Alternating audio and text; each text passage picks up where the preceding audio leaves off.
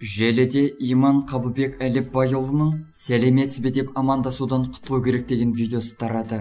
Ғалымдар біздің сәлемдесуіміздің өзі, бауырлар, бұл нағыз мұсылманға жарасатын құлшылық деген. Яғни, ассалаумалейкум дедіңіз бе, құлшылық қылып жатсыз деп біліңіз.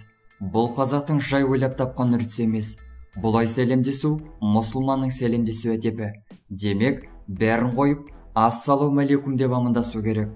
Оны естіген адамдар уәлейкум ассалам деп жауап беру керек дейді ол. Ұстаздың айтуынша, сәлеметсіз бе деп амандасу кеңес дәуірінде пайда болған үрдіс. Шыны керек. Бізде сәлеметсіз бе деп кіргіп кеткен. Еркегі де әйелі де сәлеметсіз бе дейді. Бұл сәлеметсіз бе қайдан келді? Ол кеңес дәуірінде осы ассалаумалейкумды қысқартқан түр ғой. Сол кезде олар мұны ашық айта алмады. Содан соң олар сәлеметсіз бе дегенді қазақшалардың менталитет деп ойлап қалды.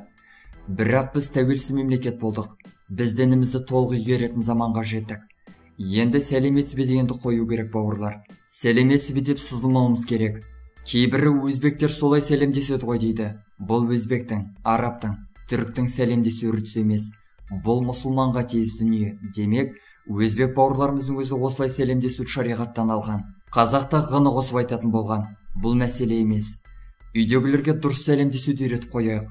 Бұл Алланың әссәләм деген есімі дейді имам видеода. Құрметті көрермендер, сіздер не дейсіздер?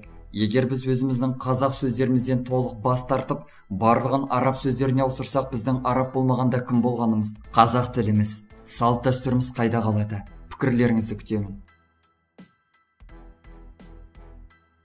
Достар, біздің каналға жазылып, лайк басуды ұмытпаңыздар. Келесі шығарылымдар тек қана сіздер үшін.